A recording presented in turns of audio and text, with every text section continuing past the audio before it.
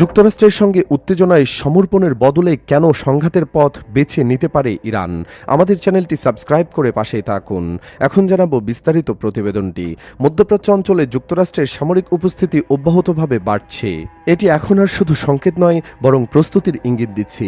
ইরানি জলসীমার কাছে মার্কিন বিমানবাহী রণতরী USS Abraham লিঙ্কনের strike গ্রুপের উপস্থিতি হওয়াকেই একটি গুরুতর পদক্ষেপ হিসেবে বিবেচিত হচ্ছে। আরেকটি বিমানবাহী রণতরী ইউএসএস জেরাল্ড আর ফোর্ড, যাকে সর্বশেষ জিব্রাল্টার প্রণালীর কাছে দেখা গিয়েছিল, সম্ভাব্য অভিযানের সমর্থনে পূর্বমুখী হয়ে এগোচ্ছে। অন্যদিকে সামরিক সরঞ্জাম ও জনবলও ওই অঞ্চলে মোতায়েন করা হয়েছে, যার ফলে এই ধারণা আরও জোরালো হয় যে ওয়াশিংটন কয়েক স্তরের সামরিক বিকল্প সাজাচ্ছে। এ ধরনের মোতায়েন কূটনীতিতে চাপ সৃষ্টির মাধ্যম হিসেবে কাজ করতে পারে। তবে সবকিছু মিলিয়ে মনে হচ্ছে তেহরান ওয়াশিংটনের মধ্যে পরোক্ষ আলোচনা অচলাবস্থায় পৌঁছেছে, যা উভয় পক্ষের অবস্থান না বদলানোর সামরিক পদক্ষেপে রূপ নিতে পারে। এতে একটি মৌলিক প্রশ্ন ওঠে: বিশ্বের সবচেয়ে শক্তিশালী সামরিক বাহিনী এবং মধ্যপ্রাচ্যে তার সবচেয়ে ঘনিষ্ঠ আঞ্চলিক মিত্রের মুখোমুখি হয়েও ইরানি নেতৃত্ব অত্যন্ত প্রকাশ্যে এত দৃঢ় অবস্থান নিচ্ছে কেন? এর উত্তর লুকিয়ে আছে আলোচনার জন্য ওয়াশিংটনের উত্থাপিত শর্তগুলোতে। মার্কিন শর্তকে আত্মসমর্পণ হিসেবে দেখা হচ্ছে। তেহরানের দৃষ্টিতে এসব দাবি কোনো আলোচনার শর্ত নয়, বরং আত্মসমর্পণের সমতুল্য। এগুলোর মধ্যে রয়েছে ইউরেনিয়াম সমৃদ্ধকরণ বন্ধ করা, ব্যালিস্টিক বা দূরপাল্লার ক্ষেপণাস্ত্রের পাল্লা এমনভাবে কমানো যাতে সেগুলো আর ইসরায়েলের জন্য হুমকি না হয়, ওই অঞ্চলের সশস্ত্র গোষ্ঠীগুলোর প্রতি সমর্থন বন্ধ করা এবং মার্কিন পররাষ্ট্রমন্ত্রী মার্কো রুবিওর ভাষায় নিজের নাগরিকদের প্রতি ইরানের আচরণ পরিবর্তন করা। ইরানি নেতৃত্বের জন্য এসব বিষয় গৌণ নয়, এগুলো তাদের দৃষ্টিতে দেশের নিরাপত্তা স্থাপত্যের কেন্দ্রীয় উপাদান। শক্তিশালী আন্তর্জাতিক মিত্র না থাকার কারণে তেহরান বহু বছর ধরে তাদের তথাকথিত প্রতিরোধের অক্ষ গড়ে তুলেছে।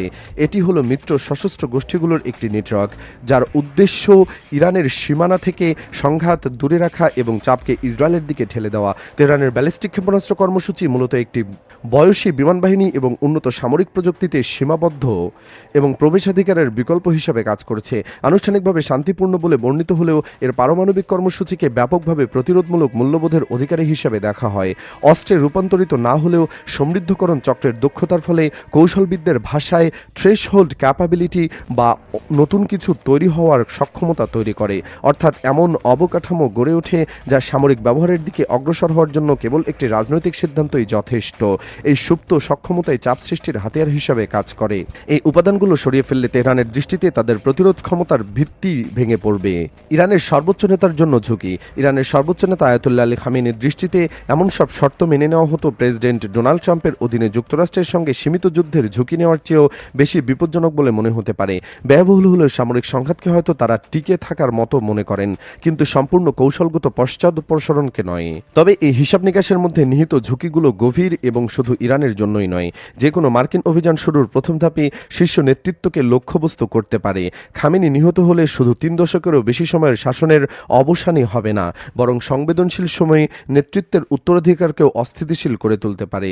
Islamic revolutionary guard corps IRGC এবং অন্যান্য নিরাপত্তা প্রতিষ্ঠানে হামলা সাম্প্রতিক ইতিহাসের অন্যতম মারাত্মক দমনপীড়নের পর পুনর্গঠিত রাষ্ট্রীয় যন্ত্রকেও দুর্বল করে দিতে পারে।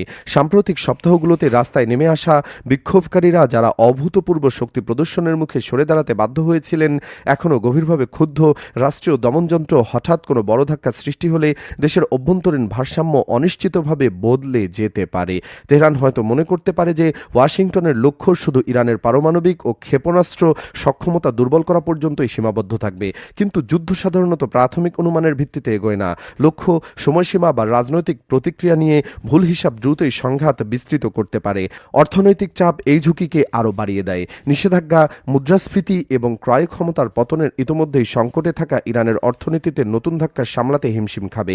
তেলের রপ্তানিতে বাধা বা অবকাঠামোতে ক্ষতি জন অসন্তোষকে আরও তীব্র করবে, যা দমন করা হয়েছে সমাধান নয়। এই প্রেক্ষাপটে দৃঢ় অবস্থান তেহরানের জন্য বহু উদ্দেশ্য সাধন করে। এটি বাইরের দিকে সংকল্প প্রদর্শন করে এবং ভেতরের দিকে শক্তির উপস্থিতি দেখায়, তবে এর ফলে সমঝোতার সুযোগও সংকুচিত হয়।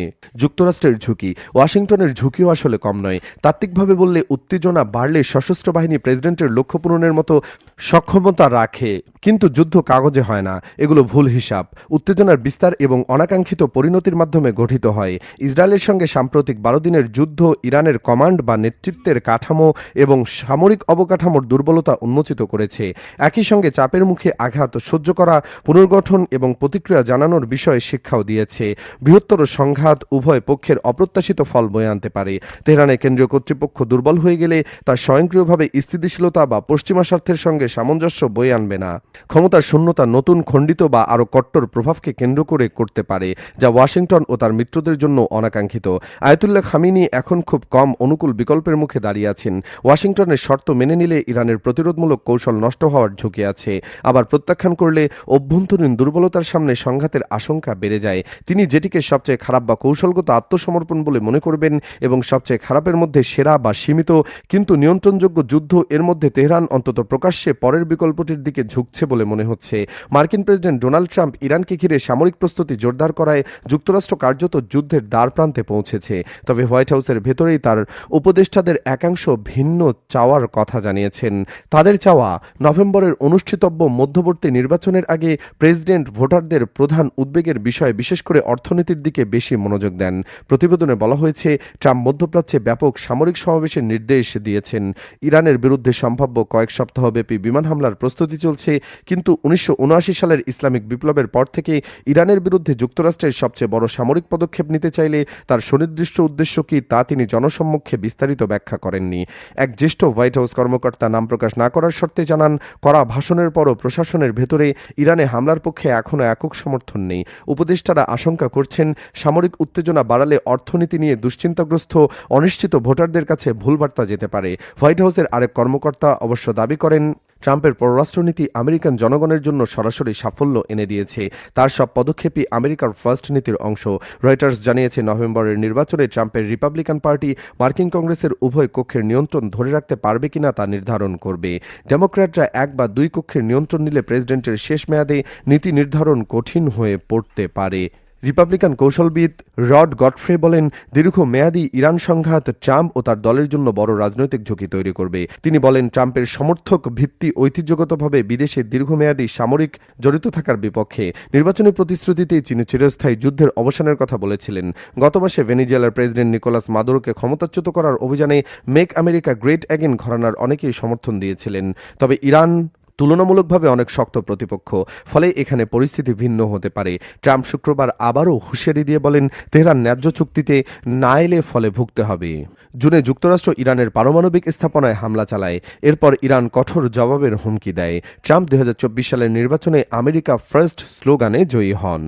এ সময় তিনি মুদ্রাস্ফীতি কমানো এবং ব্যয়বহুল বিদেশি সংঘাত এড়ানোর প্রতিশ্রুতি দিয়েছিলেন, কিন্তু জনমত জরিপ বলছে উচ্চ মূল্যস্ফীতি কমানোর ক্ষেত্রে অগ্রগতি দেখাতে তিনি এখনও ভোটারদের পুরোপুরি আশ্বস্ত করতে পারেননি।